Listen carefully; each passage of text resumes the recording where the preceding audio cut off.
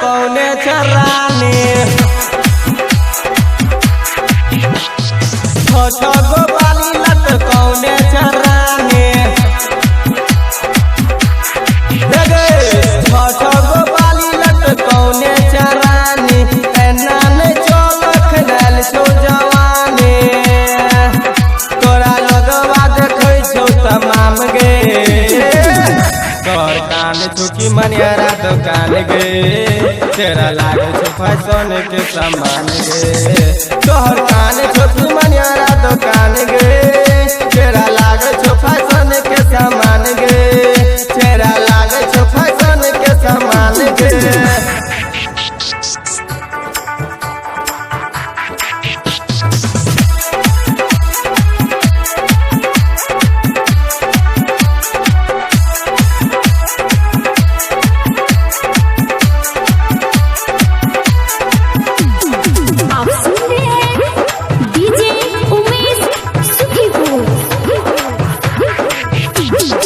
लाली लगन गजरा सजौन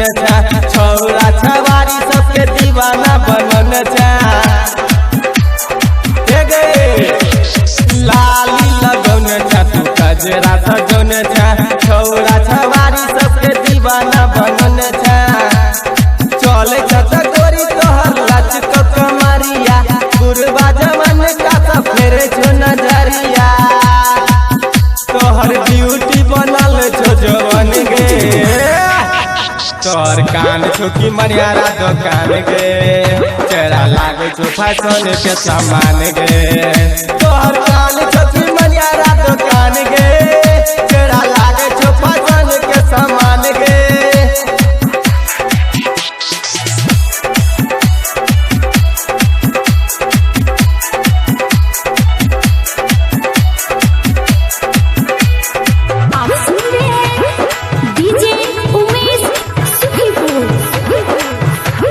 पूरा मार्केट बने के तू घूमे जा बाजार में हरदम रहे छा छोरी अपने जगार में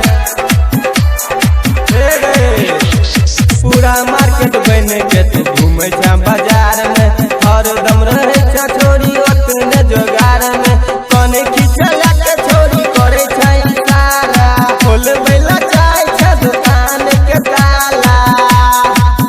कियो लूट ले तो हर सामान गे तोहर कान छुकी मनियारा दुकान गे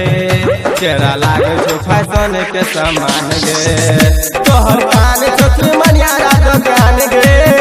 तेरा लागे छो फैशन के सामान गे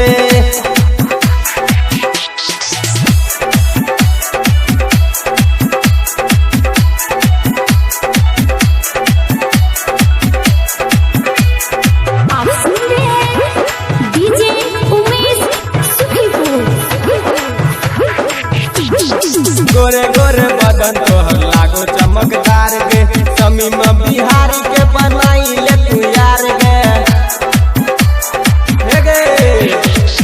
गोरे गोरे बदन तोहर लागो चमकदार गे समीम बिहारी के बनाई ले तू यार गे मुन्ना जितेंद्र कर छो पीछा अक्षय धर्मेंद्र के पूरा कर दे इच्छा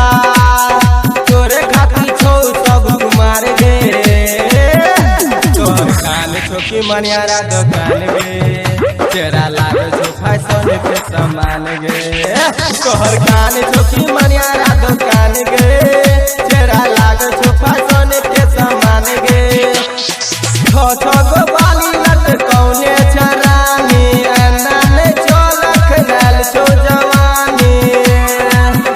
तोरा देख छो लगवा तमाम गे तोहर कान छुकी मनियारा दुकान गे